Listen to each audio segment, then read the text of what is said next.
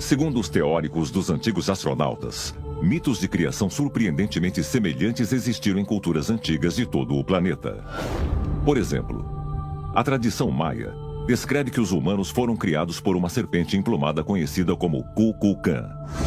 E as antigas histórias chinesas afirmam que o primeiro imperador, Huangdi, era o filho de uma mulher humana com um deus dragão que desceu dos céus.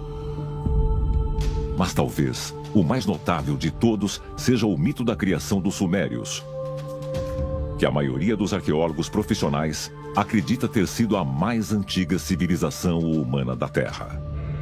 Aproximadamente 4.000 anos atrás, os sumérios registraram histórias sobre poderosos seres chamados de Anunnaki, que desceram dos céus para a Terra.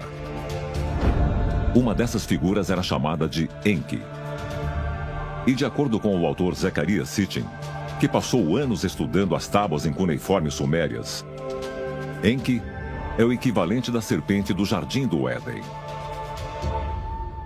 Enki é o deus da tecnologia dos Anunnaki. Zecharia Sitchin notou que Enki era representado por uma serpente e ele fez essa conexão simples, sugerindo que ele seria, de fato, a serpente do Jardim do Éden, que foi responsável por nos colocar nesta rota evolutiva atual. Enki alterou nosso DNA humano para nos despertar e nos iluminar, e a teoria dos antigos astronautas propõe que isto, na verdade, foi uma intervenção extraterrestre que, como as histórias egípcias e sumérias nos contam, seres vieram de outros mundos e ativaram a parte do nosso cérebro que nos torna humanos. O que é fascinante para mim é que, por todo o planeta, nas culturas antigas, encontramos histórias sobre uma assim chamada Árvore da Vida. E na Suméria Antiga, você tinha uma Árvore da Vida, e ela aparece para todos os fins com uma estrutura de hélice dupla. E em Portugal, em Silves, tem um ovo gigante e antigo que foi descoberto. Certo. E ele tem uma estrutura de hélice dupla gravada nele. E até mesmo o símbolo do caduceu da Grécia Antiga. Sim, o símbolo de Hermes. Ele é uma hélice dupla, Sim. então parece com um pedaço de DNA. Vamos para um bem direto. O Ptah do Antigo Egito. Se você olhar esse nome no dicionário de hieróglifos egípcios de Bud, vai ver que este era o deus que criou o corpo humano. E se reparar, seu hieróglifo é uma hélice dupla. Isso não pode ser por acaso. E para mim, essa ideia sugere que alguém queria deixar para trás uma mensagem sobre o nosso DNA.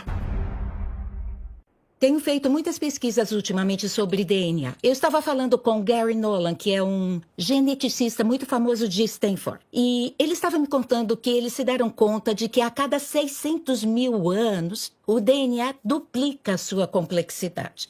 Então, eles foram indo para trás até voltar até a primeira vez, até quando ele começou, quando não podia mais ter se duplicado.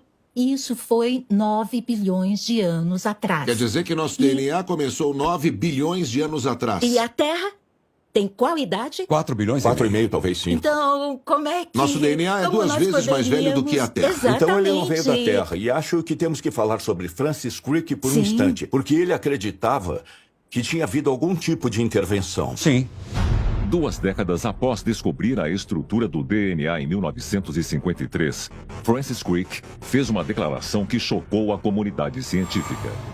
Ele tinha chegado à conclusão de que o DNA humano era complexo demais para ter evoluído ao longo da história de 4,5 bilhões de anos do planeta Terra.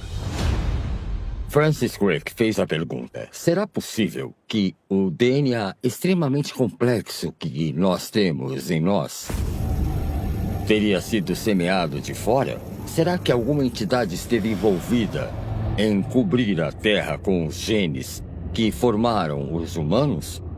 E eu acho que essa é certamente uma possibilidade lógica. Francis Crick publicou e defendeu a ideia de que era possível que o DNA tivesse sido semeado neste planeta de um outro sistema estelar, em um processo conhecido como panspermia direcionada.